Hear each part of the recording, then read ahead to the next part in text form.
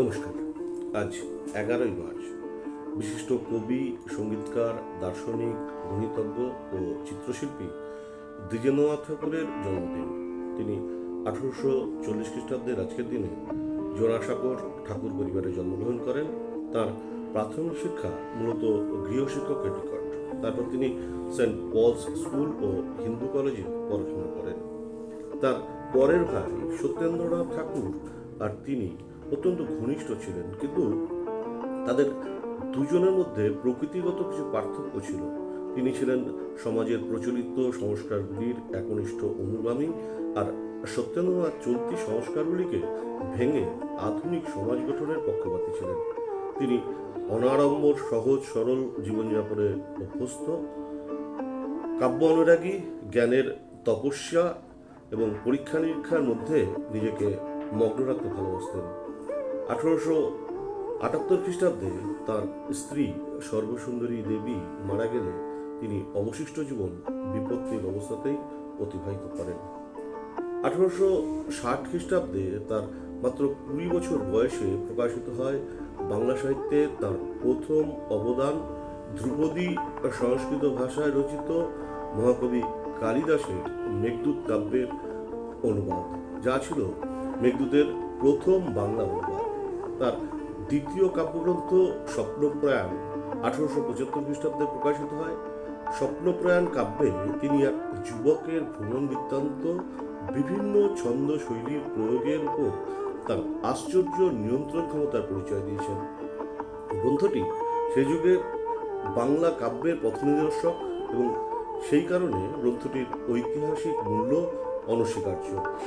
তার কাব্যচর্চা শুরুর সময়ে মাইকেল মধুসূদন দত্ত ছিলেন নিজ সাফল্যের শীর্ষদেশে এবং বাংলার প্রত্যেক কবি অল্পবিস্তর মাইকেলের দ্বারা প্রভাবিত ছিলেন, কিন্তু তিনি ছিলেন এর ঊর্ধ্বে এবং মাইকেল মধুসূদন দত্তই তাকে তার ভবিষ্যৎ কবি হিসাবে অভ্যর্থনা জানিয়েছিলেন।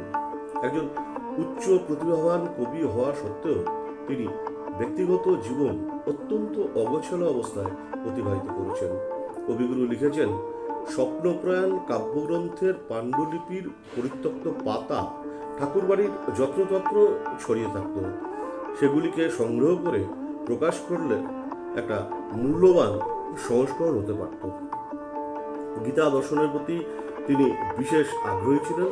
তিনি ন্যাশনাল সোসাইটি ও বিদ্বজন সমাগম, এই দুটি দর্শন চর্চাকারী সংগঠনের প্রতিষ্ঠা করেন এবং সংগঠন দুটির পরিচালনার জন্য অগ্রণী ভূমিকা পালনে নিজেকে প্রকৃত দার্শনিক হিসাবে প্রমাণ করেছেন।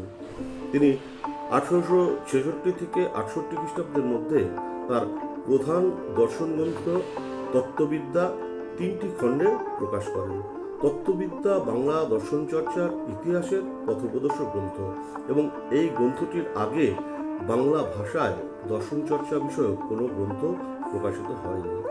তিনি দর্শন চর্চার জন্য 1896 খ্রিস্টাব্দে অদ্বৈত মতের সমালোচনা ও 1899 খ্রিস্টাব্দে আর্য ধর্ম ও বৌদ্ধ ধর্মের ঘাত প্রতিঘাত দর্শন গ্রন্থ দুটি রচনা করেন। 1884 খ্রিস্টাব্দ থেকে 1909-10 খ্রিস্টাব্দ পর্যন্ত দীর্ঘ 25 বছর তিনি তত্ত্ববোধিনী পত্রিকার সম্পাদনা করেন এবং পত্রিকাটি অব্যাহত রেখেই হিতবাদী পত্রিকার প্রতিষ্ঠা করেন। কিন্তু তার ভাই যতীন্দ্রনাথ ঠাকুর তাকে ভারতী পত্রিকা প্রচলনের প্রস্তাব দেন। তিনি পত্রিকাটি সম্পাদনার দায়িত্ব গ্রহণ করেন, কিন্তু যতীন্দ্রনাথ ঠাকুরই পত্রিকাটি পরিচালনা করতেন। বাংলা সাহিত্যে তার নিখুঁত অবদানের জন্য 1897 থেকে 1900 খ্রিস্টাব্দ পর্যন্ত তাকে বঙ্গীয় সাহিত্য পরিষদের সভাপতিত্বের দায়িত্ব গ্রহণ করতে হয়। এমনকি পরিষদের 1914 খ্রিস্টাব্দের সম্মেলনের অধিবেশনে তিনিই পৌরোহিত্য করেন। তিনি বিভিন্ন ধরনের পরীক্ষা নিরীক্ষার মধ্য দিয়ে বাংলার সংকেতলিপি বা শর্ট হ্যান্ড প্রবর্তন করেন, অথবা বলা যায় তিনি বাংলা সংকেতলিপির অগ্রপথিক। তিনি কবিতার আকারে সংকেতলিপি চালু করেন। বাংলা গানের স্বরলিপির ব্যবহার প্রবর্তনে তিনি অগ্রণী ভূমিকা গ্রহণ করেছিলেন। তিনি জীবনের শেষ 20 বছর প্রকৃতি সাহচর্যে, জ্ঞানচর্চা ও লেখালেখির মধ্যে শান্তিনিকেতনে কাটান। সেখানে আশ্রমবাসীদের নিয়ে হাস্যোদ্দীপক চতুষ্পদী ছড়া রচনা করতেন এবং সেগুলি শান্তিনিকেতন পত্রিকায় প্রকাশ করতেন। তার অসামান্য রসবোধ শান্তিনিকেতনের সর্বস্তরের আলোচনার মূল বিষয়বস্তু ছিল।